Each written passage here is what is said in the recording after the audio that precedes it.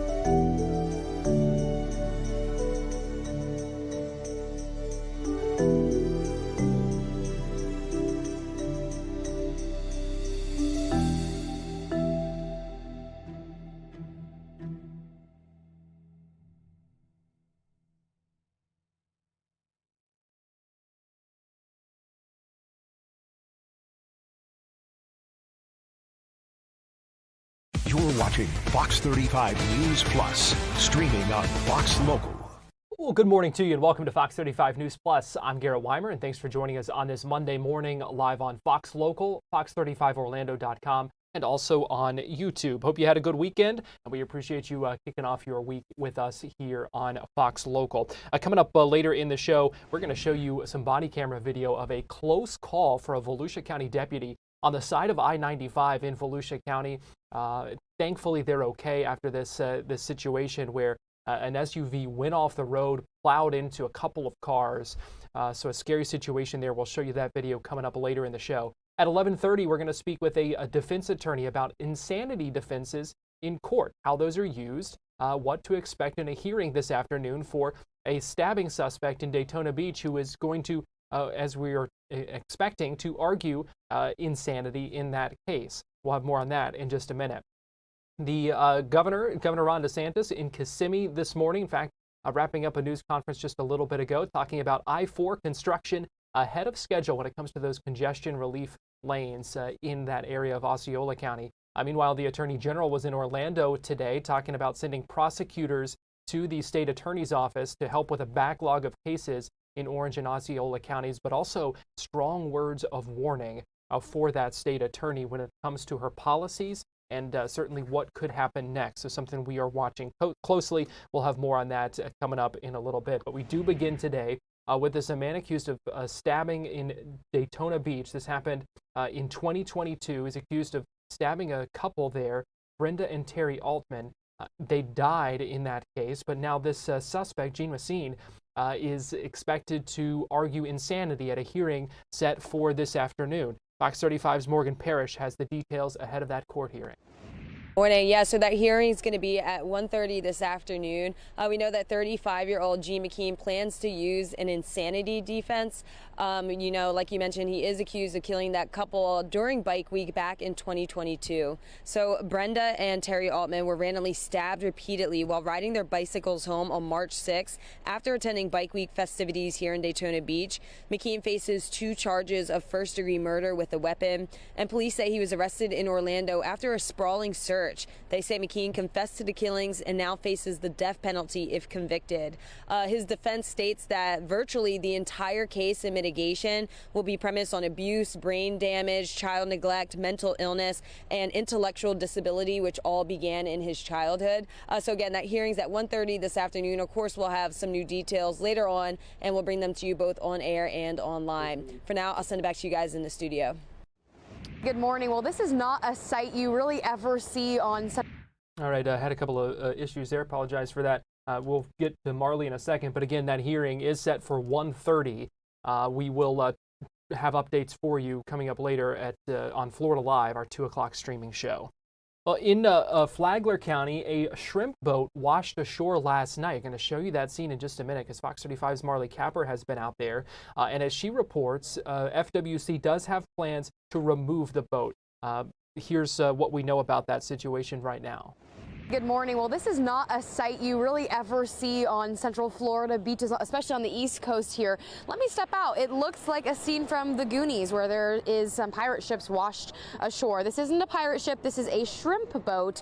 The boat washed up around 6 p.m. last night, and officials searched the boat for any crew members, but it was empty.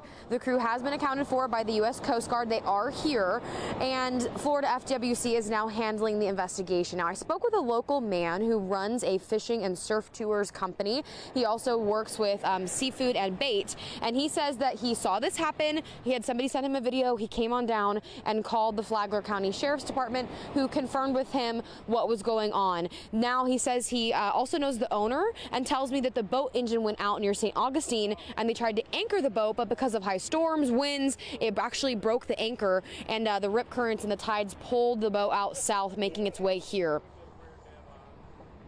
It has landed in the best possible place. 4 miles north of here, we have Coquina Rock. If being a steel hull, it would be a major problem. 1.5 miles south of this location is the Flagler Pier. If it would have hit the pier, we'd have a real major problem. So where it's at right now, we can save the boat if we can get it pulled out. So again, FWC is investigating. I did try to go talk to the Coast Guard. I'm going to try to talk to them again and confirm those details that you just heard from Roy. But the captain is here. They're currently working on the boat. It looks like they're trying to get the anchor out as well. So again, not a sight that you really ever see here in Central Florida, but they are working to learn more. We are working to learn more about the situation. For now, I'll send things back to you guys. Here's a live look at downtown Orlando. The sky awfully blue on this Monday morning as we kick off another week here in Central Florida. Fox 35 Storm Team meteorologist Brooks Garner joins me now. And Brooks, things are warming up pretty quickly out there. They sure are, Garrett. We've got one of those magical April weeks upon us with low humidity and comfortably warm afternoons, despite the thermometer reading 85, 86, 87. It's going to feel pretty good. And if you're going to the beach, looking great as well. Daytona Beach today will top out about 83 degrees. 1 to 3 foot waves, a low risk for rip currents. Now, listen, we need rain, and we don't have any rain coming our way anytime soon. We're going to have to wait till the middle of next week, about 10 days plus from now, before we have any chance for it. And unfortunately, we've got a severe drought. So this hot weather, this dry weather is not doing anything for that. It's only going to make things worse. So it's going to make for a higher fire danger, but beautiful days. I know there's always something. There's always something, right? It can't just rain. It has to be severe potential. It can't just be a beautiful day. There has to be a drought potential. But that's the reality of living here in Central Florida. There are a lot of hazards to be found. Oh, and don't forget, fully sunny days, there's that UV index danger. You can get a bad sunburn. It's true, though. It is true. Now, today's going to be beautiful. Listen, just wear a big hat, sunscreen, 87 Orlando, 82 in New Smyrna Beach, and 88 in Winter Haven. I know, I feel like I'm always yelling the dangers. We do have truly dangerous weather, as you know, here in Central Florida with severe storms and tornadoes. Fortunately, nothing like that happening this week. What we will have is a weak cold front coming in tomorrow night into early Wednesday morning. And as it moves through, it'll bring with it a band of some clouds. But no rain at all. This thing's going to pass through dry. What it will do is take a little bit of the edge off of that heat. After highs tomorrow in the middle and upper 80s, we'll see highs Wednesday only reaching the lower 80s. And it'll also transport in much drier air. Our relative humidity values will be noticeably lower on Wednesday and Thursday. That'll really up our fire danger, and it may actually be drier than the Sahara Desert. Yeah, at least the relative humidity. Sahara Desert averages about a 25% relative humidity. We're going to see humidity values below 20% for a time Wednesday afternoon and then again on Thursday afternoon. So if there's any kind of a breeze, that's really going to bump up the fire threat. All right, as far as temperatures go, afternoon highs. Today about 87, tomorrow 85, and then Wednesday behind that front 82. Then we're going to jump right back up into the mid-80s for the end of this week and into the weekend. In fact, next week's going to be much warmer than it will have been this week. And that's going to make it feel a little bit like summertime with low 90s making a return. But this weekend is a holiday weekend. It is Easter, and the Easter forecast could not be finer for Sunday services. It'll be great in the morning, and then during the afternoon, it'll be comfortably hot with highs in the upper 80s to around 90. Low humidity, though, making it feel quite tolerable. Good weather for the pool or for the beach. And with this really dry air, with the really low humidity, the cooling effect of jumping in the water to go to the pool or the beach is going to be amplified. So it'll be really nice. It'll be really nice to get out of the pool. It's going to feel great for you. It's not going to be hot, not going to be cold, just right. So in summary, the 7-day forecast, dry weather. We've placed the icon on Wednesday and Thursday to indicate the very low relative humidities during the afternoon. And otherwise, temperatures will be a little bit warmer than normal. Our typical high 83. Today will be about 4 degrees warmer than that. And looking ahead to next week, that's when we start to see, Garrett, the temperatures that'll be significantly warmer than normal with 90s returning. And along with that warmer air, we're going to see rain chances developing, especially from midweek on. Rain by then we'll desperately need. I know I kind of make light about how there's always a threat even on the most beautiful week, but it is true that despite the sunshine, despite this perfect weather, we're in desperate need of some rain, and this is not going to make our drought situation any better. I hate to sound pessimistic about it. I'd love to just say, Garrett, this is going to be the best weather we've seen all year. It'll be the best weather we're going to have all year. Yeah, all right. Yeah, that's a good point. But you're right. There's always another angle to it as well, right, that you got to keep in mind. All right. Well, Fox 35 Storm Team meteorologist Brooks Garner, we appreciate you joining us. Always my pleasure. Thank you, Garrett. We're going to take a break here on Fox 35 News Plus, but we'll be right back after this.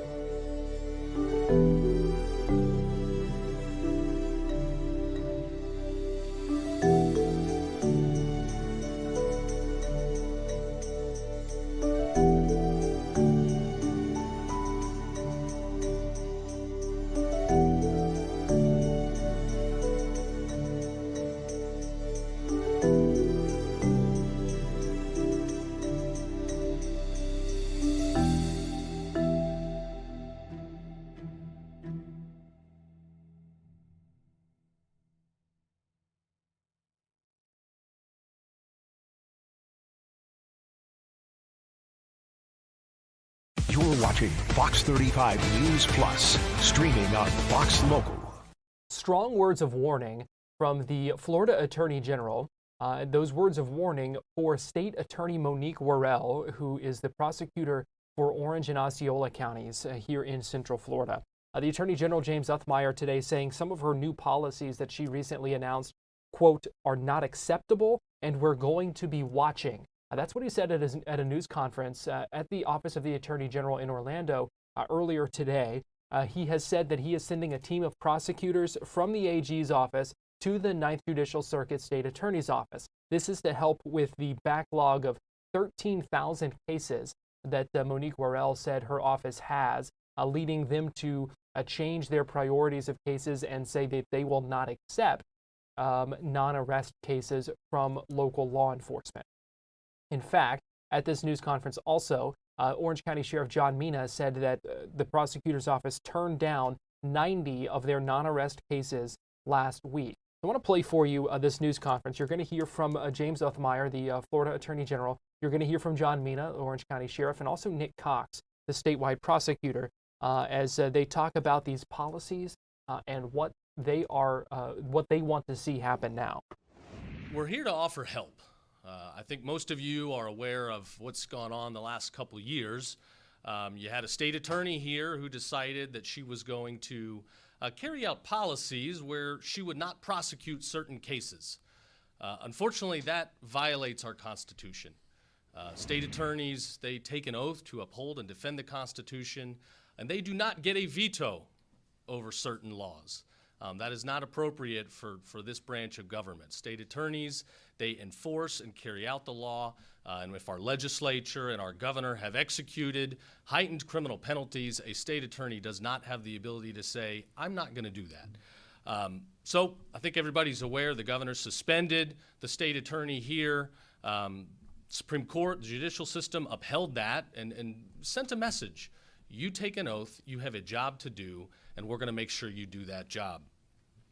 Well, the state attorney's back, and already we have some new policies being pushed out where she's saying there are certain types of cases she's not going to take. Just last week alone, she turned down 90 cases from the sheriff's office here. That's not acceptable, and we're going to be watching. Now, in this policy, she says that she doesn't have the resources, and that's why a lot of these non-prosecutions are going to take place. We'll hear this morning, we're here to help. We're going to tell her the words that no Soros prosecutor wants to hear. We're from the AG's office, and we're here to give you help. So the cavalry's here. We've got a tiger team of prosecutors that we're going to be sending to help out. We hope she will take that help. We want to get rid of that backlog, those thousands of cases, and we want to make sure that dangerous people are put behind bars. We want to see bad guys go away. The people of Orlando, they don't deserve to be in an unsafe situation. And unfortunately, in the past, that has happened.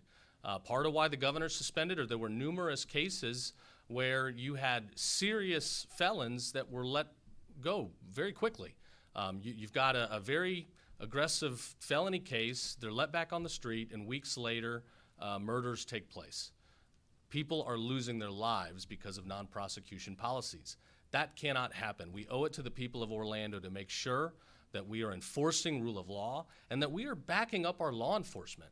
Our law enforcement put their lives on the line every single day and night to ensure that bad people go away. So what happens when what message do you send when all of a sudden you let somebody go after they've committed a serious offense, or you decide not to prosecute a serious offense? What message does that send to our law enforcement who put their neck out every single day? So we're not going to let that happen. We're here to help. We're watching, and we're going to make sure that we are doing everything we can to give the resources and make sure that we're prosecuting these cases. So I'm excited to be joined here this morning. We've got Orange County Sheriff Jean Macean. We've got the Florida statewide prosecutor, Nick Cox, who's kind of in his final lap with our office, and we're going to miss him, but appreciate everything he's done for the state. We have several chiefs with us, Chief Grisham from Belle Island, Chief DeShriver from Edgewood, Chief Manuel from Maitland, Chief Graham from Winter Garden, and Chief Metzger from UCF. We want to help these guys. We want to enforce rule of law, and we're going to send the cavalry down here to make sure that we're putting bad dudes away. So thank you. I'm going to turn it over now to Sheriff Jean Macean. Thank you, Attorney General, and we will all want to thank you for this additional assistance here in Orange County. I think by providing these attorneys to this circuit, This will really help us clear that backlog of cases. I also want to thank the state attorney Worrell for reaching out and asking for help. I know that's not an easy thing to do, but this is the right thing for Orange County and Osceola County and the Ninth Circuit here. We need to clear this backlog. We need to start working together to accept these cases, some very serious, and this is all about protecting the victims. All right, and as Sheriff of Orange County, I want to make sure that our residents and our victims know that we are fighting for them, and I want to make sure that no victim is ever forgotten. Again, big thanks to the Attorney General and his staff for helping out here in Orange County so that no victims are forgotten. Thanks. I'll call up our statewide prosecutor, Nick Cox. Good morning. I am very, very proud, General, to be here. Very, very proud to be here with these prosecutors. These are 4 of the prosecutors that we're going to be sending over to help the Ninth Circuit State Attorney get through their, what's reported to be a 13,000 case backlog. This is something that we're very proud to do, very happy to do. You know, when you have another prosecutor who's struggling and cases aren't being prosecuted, cases aren't even being reviewed for prosecution, it's time to worry, especially when there's 13,000 of them. And so we are very, very happy to be doing this. By the way, this isn't anything new for the Office of Statewide Prosecution. We have done this in the past for other state attorneys' offices. In fact, we did it here several years ago when the matter came up where Governor Scott removed State Attorney Ayala, former State Attorney Ayala, on the death penalty cases. And when those were assigned to the Fifth Circuit State Attorney, Brad King, we actually reached out to him and said, do you need a little help? Because you just picked up 23 death penalty cases, and we were assigned about 7 or 8 of them. So this is nothing new for us. We've done the same thing down in Key West. When they were facing some problems down there, it wasn't anything like this. They reached out to us and said, would you please come help us? We're having a problem having enough lawyers down here to prosecute cases. So for about 3.5 months, we went down there every day with 3 or 4 people. I went down and spent about 5 weeks there myself, handling everything from misdemeanors to capital murder cases. You know, the lawyers at statewide prosecution, we've been doing this a while.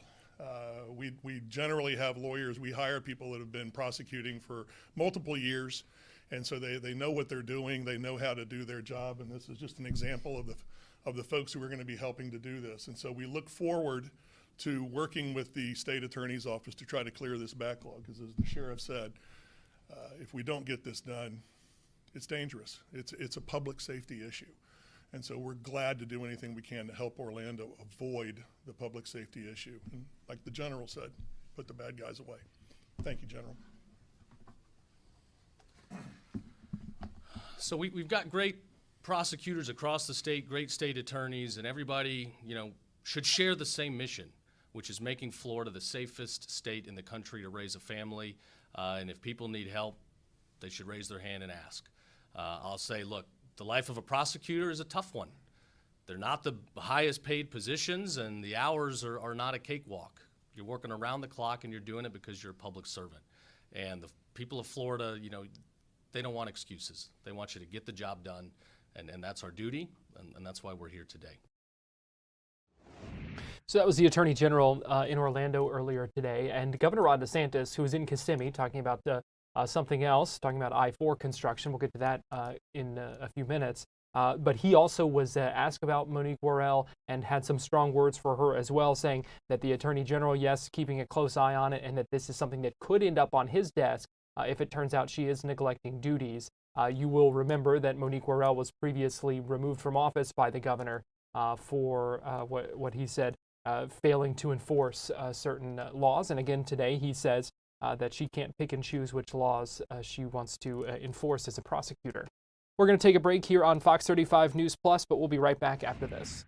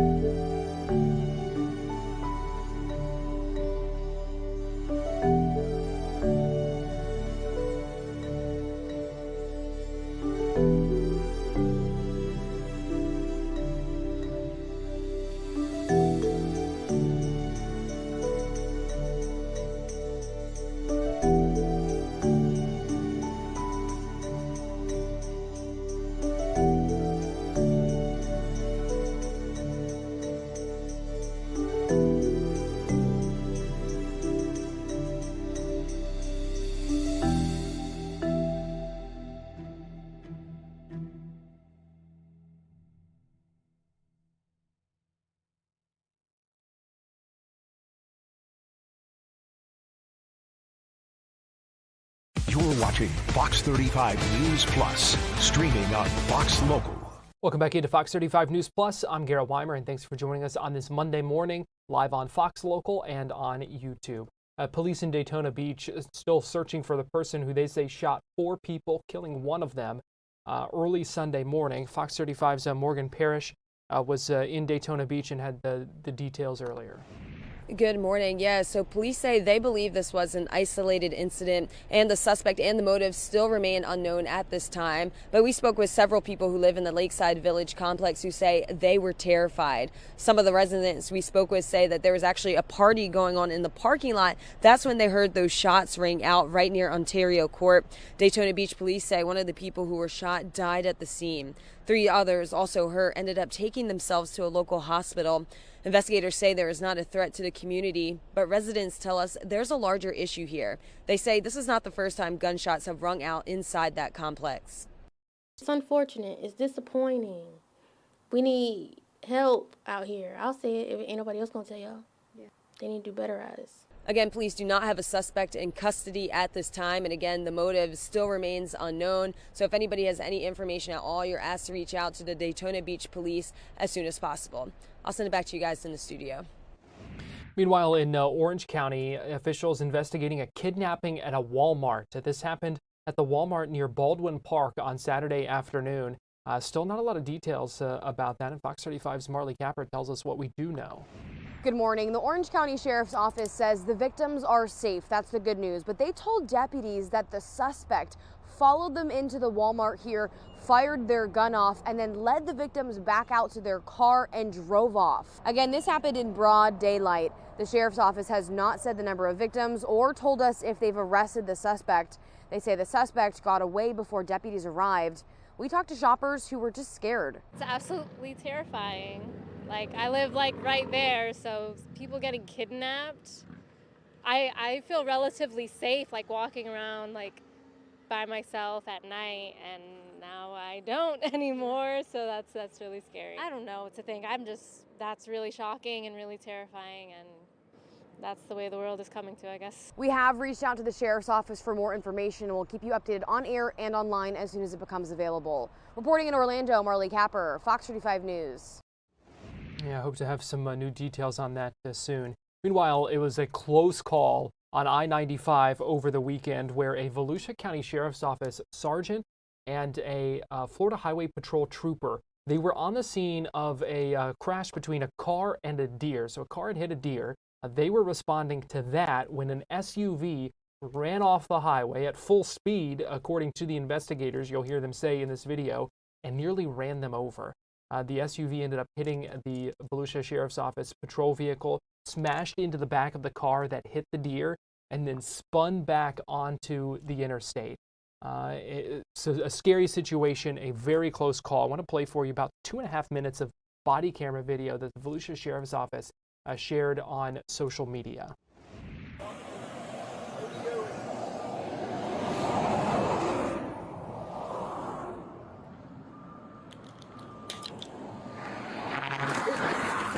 Jesus Christ! Holy. When Delta 30 Central, signal 4F, not involved. Oh, my car is. I was FHP in this crash.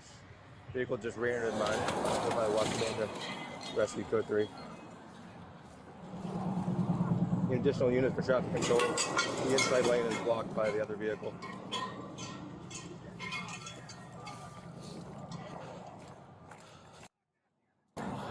You okay? Are you guys okay? Yeah, almost not okay. Oh my God. You okay? Well, we have rescue coming now. Yeah, I just think I got whiplash, but oh, my car is like trash now. Yeah, it's. Oh my God. I'm sorry. No, I'm mean. overreacting. My life flashed before my damn eyes right now. Oh my God. You okay? She's conscious.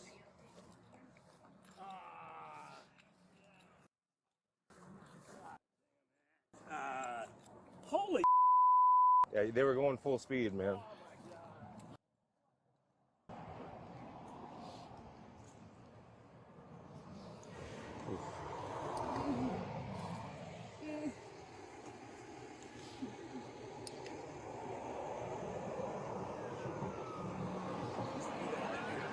Yeah.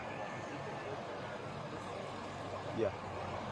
Like FHP cart just barely got cleared, sideswiped mine, well, hit it, and then continued in front of my car into him and pushed him. Like, see where this debris field is? Yeah. That's where his car was, and it pushed him all the way over there. But I'm telling you, like, if those rumble strips weren't there, yeah, I would have been dead. Because the only way we would have realized, we were just DAV inside of the highway.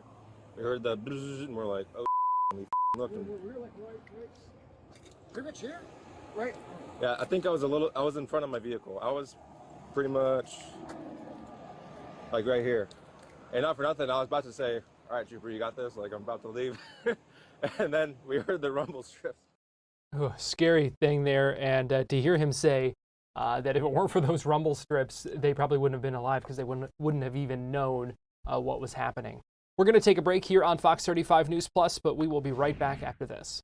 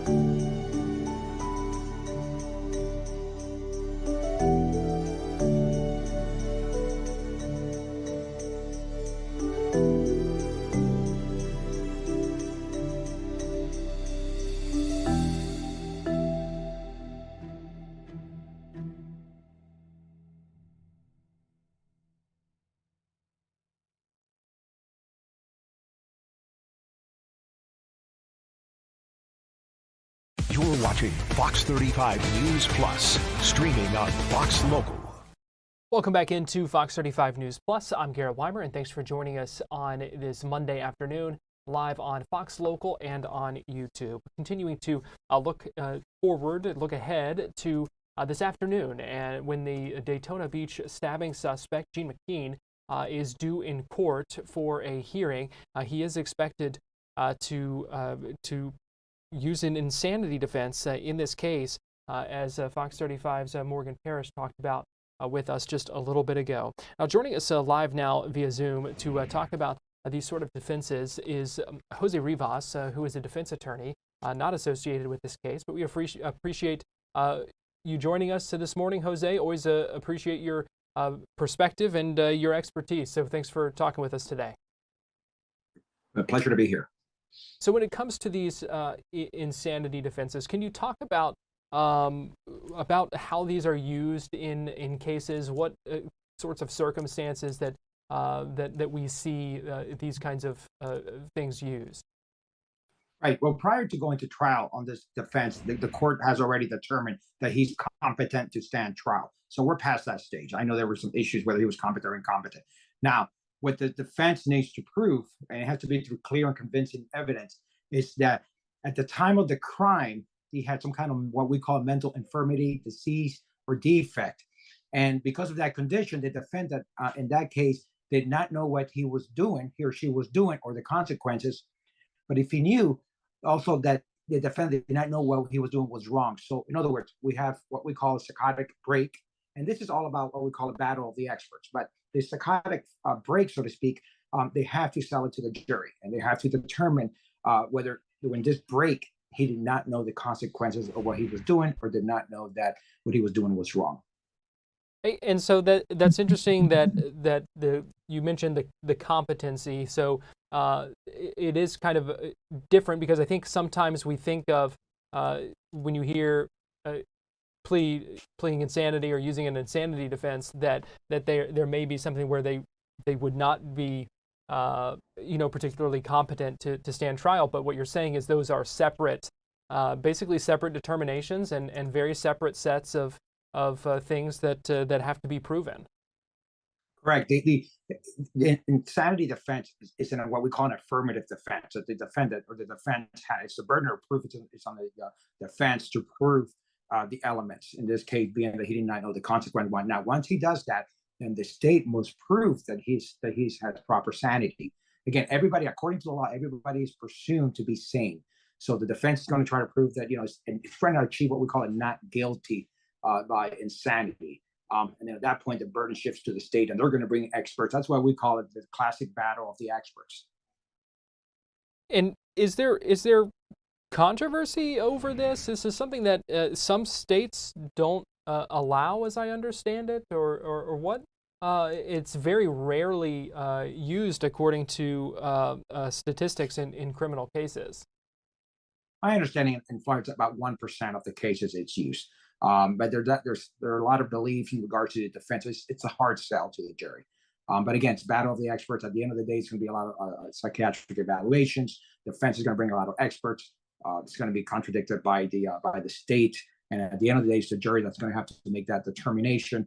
And there's also this thematic, thing that, this insanity defense is kind of a loophole for criminals to get away with crime. Mental health illness it's true, it happens.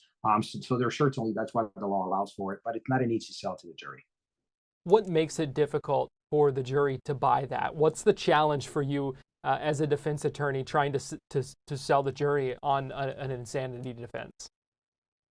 Well, you got to realize that just because they were insane, or they determined that at the time, the jury needs to determine that at the time of the crime, that this defendant was, had this mental illness. So he could be at trial, and they can see this defendant acting, communicating with his attorney, and that's obviously going to affect them. It's going to say, well, he looks fine now, but they have to jump the bridge to be able to determine whether he was had proper mental capabilities at the time of the crime. Remember, in order to do this defense, the defendant must admit, or is acknowledging that he did commit the crime. So we already have that, on the state side, he admitted to doing the crime. Now it becomes what we call, battle of the experts, trying to prove to the jury that he was not in his right state of mind at the time of the crime.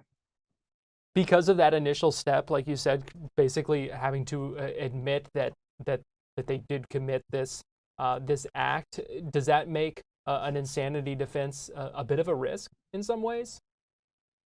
It is, because the jury, again, and the funny part is here, the jury is going to know, exactly what, how the crime occurred, and you have to, although he's admitting to the crime, so to speak, the state's still going to prove on how the crime occurred, just to show the intent, just to show that he was in his proper state of mind. Juries, they're not doctors, they're not able to, understand mental health. But again, that is the defense job, to bring in some experts who can put it down in black and white, very legal and very easy terms for the jury to be able to understand. But again, there's this systematic that thinking that just because you're found not guilty by intent doesn't mean you get to go home either. So that's also another scenario where we're going to have to address with the jury as well. And so, what if that were to happen? Obviously, still a little bit away from a trial in this particular case, and that potentially happening. But if that were to happen, what happens if an insanity defense is used and the jury rules in their favor? Right. If that's the case, he could be sent off to a mental health institution. And statistics show that actually people spend longer time in mental health institutions after being found not guilty by insanity than had they been sentenced to a regular prison sentence. So it's not like he gets to go home, and the jury's going to be made aware of that as well too. All right.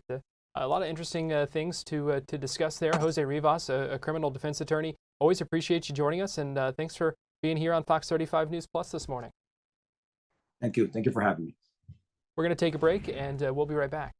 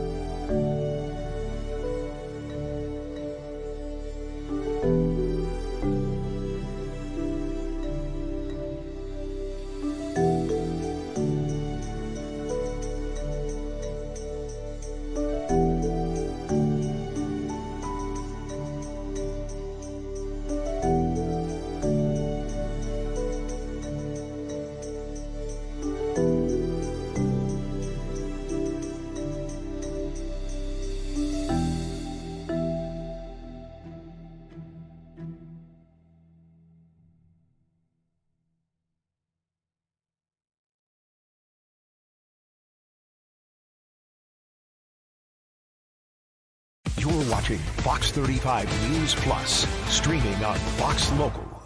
Welcome back into Fox 35 News Plus. Governor Ron DeSantis was in Kissimmee this morning, announcing the completion of the I-4 congestion relief lanes in Kissimmee. 8 months, he says, ahead of schedule. I want to play for you a little bit of that news conference alongside the Florida Department of Transportation Secretary Jared Perdue. Now, I think most people who are in Central Florida know we've got a lot of public roads, 12,000 miles of state highway system, and that alone, our public roads, 332.4 million daily vehicle miles traveled each and every day in the state of Florida. We have a big, it's efficient, but it's a big Department of Transportation budget, and you have to manage very many billions of dollars. I mean, we're $16 billion for that, and it's important. And right now there's 700 active construction projects across the state. Anywhere you look, there's something happening in the state of Florida. Now, those aren't all road projects. There's a lot of commercial projects. I mean, I was just down in the Sarasota area, Longboat Key. I attended a charity event, and that got hit by 2 hurricanes last year, and you really wouldn't know it. I mean, these people are out there, massive tourism, massive cranes, a lot of stuff happening. And that's really been true all across the country, or all across the state of Florida.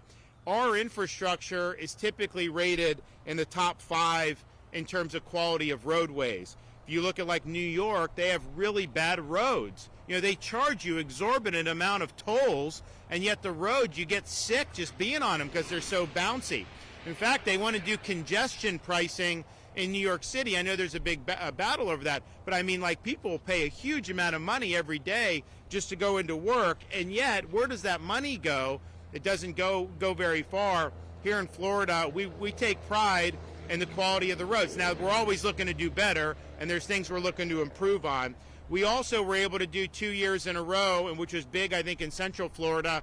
We did the toll relief, 50% reduction in tolls for our commuters on a monthly basis. You know, that saved people over 2 years hundreds of dollars in a difficult priced economy with all the inflation that we've seen over the years. And so I was proud to lead that effort to help deliver the toll relief for folks.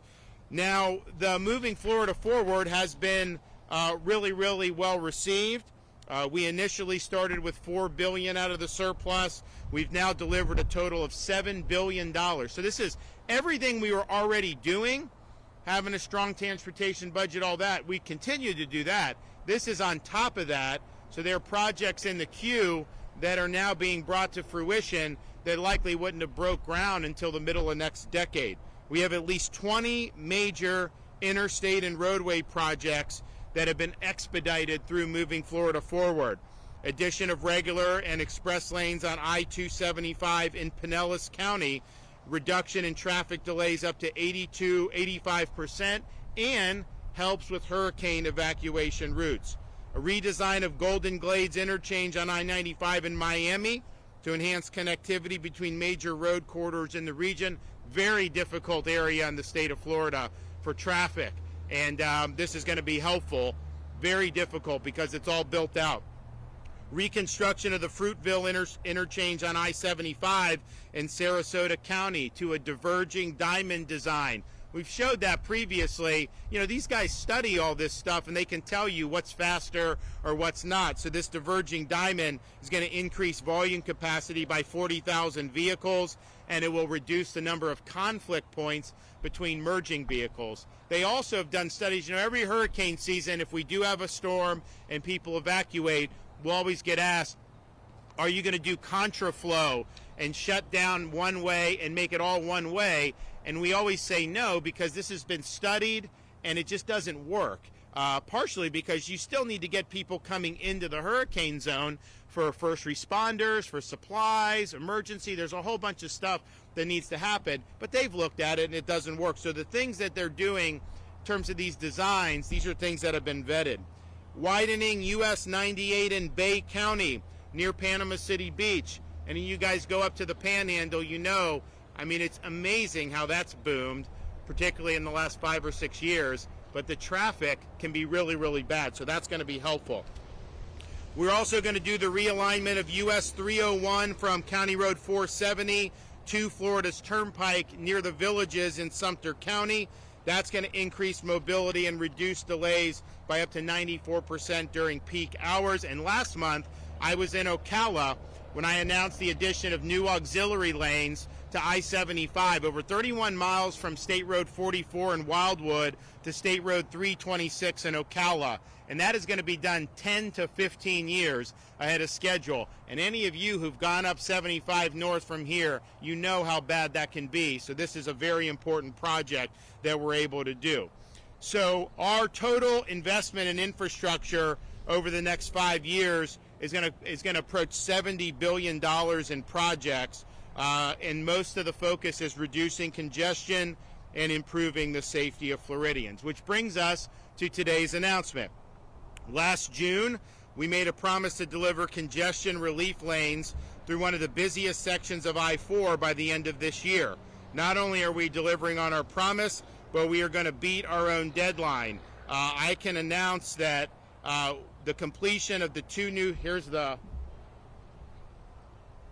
congestion relief lanes. So you look at some of those areas, World Drive all the way into Polk County, Champions Gate, Celebration area. This needs it. I mean, this is a really big deal.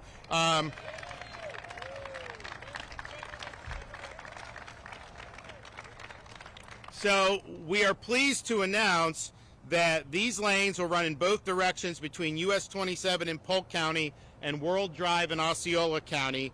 They will be open beginning of the week of April 28th, which is 8 months ahead of the schedule that we had laid out.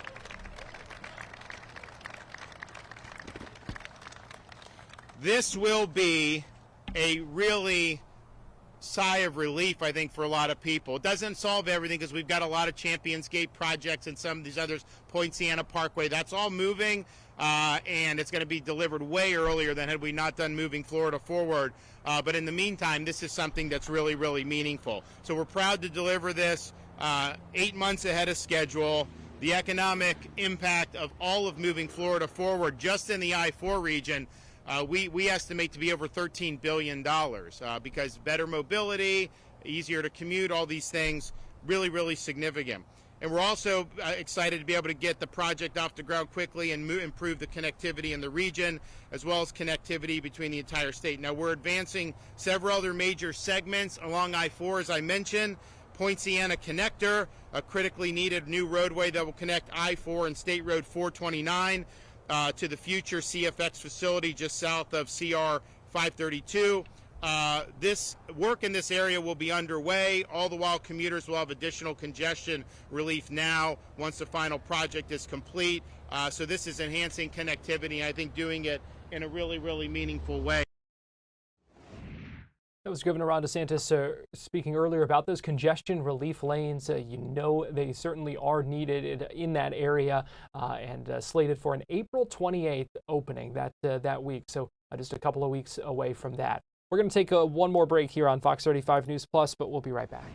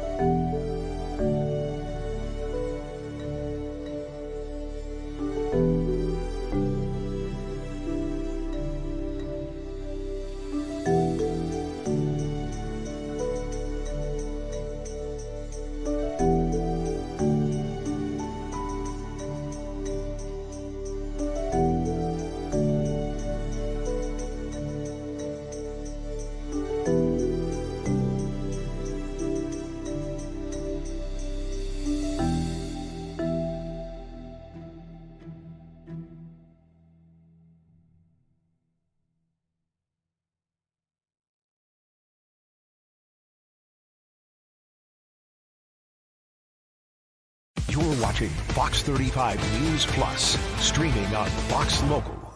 A front row seat of earth for an all-female crew this morning after taking Amazon Blue Origin New Shepard rocket launch from Texas. They were in the air for just over 10 minutes and went more than 60 miles into the air. The crew, again, all female, included Katy Perry, Jeff Bezos' wife, Lauren Sanchez, as well as a talk show host and journalist Gayle King. They spoke after landing safely back on Earth, and here's some of what they had to say. I don't really have words for it. Oh my God, Lauren, I want to cry just seeing you. I'm so proud of this crew. Oh. Like, I mean, Gayle, you know, we were just talking in the capsule. Doesn't even have ear piercings. She's so afraid to do anything, and she got in that capsule, and I think, like, it profoundly changed her. I mean, for me, I can't put it into words, but like I looked out the window and we got to see the moon. And it was pink. Was it pink? Full moon. It wasn't pink, but it was almost full. And Earth looked it was so quiet. It was just quiet. And is it what you expected? No. Better. Yeah. I don't think you can describe it because, you know what I was saying? It was like quiet, but then also really alive.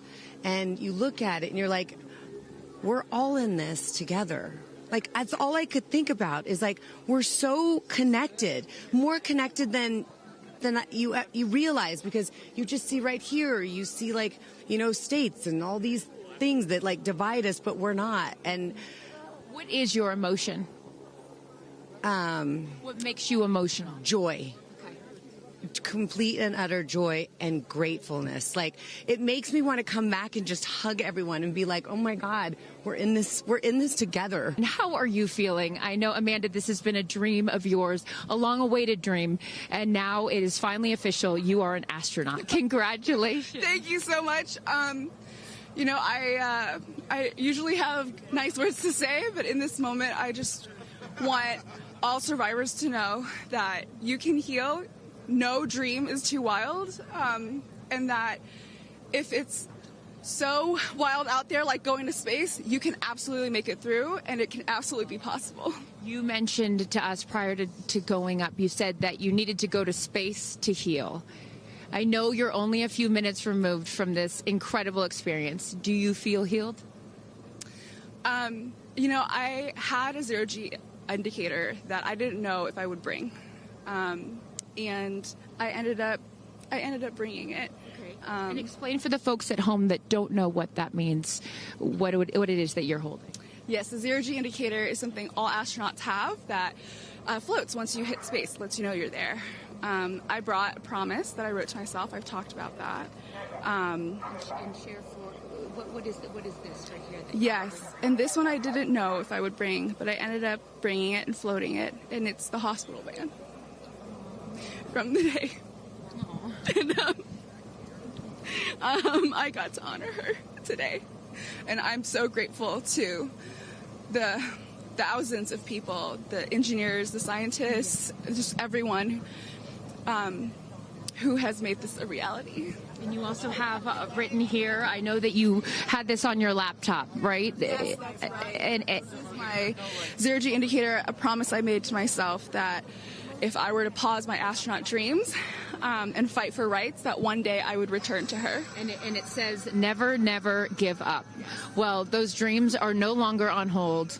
You are finally an astronaut. Congratulations. Enjoy this moment with your family, and thank you for sharing it with us.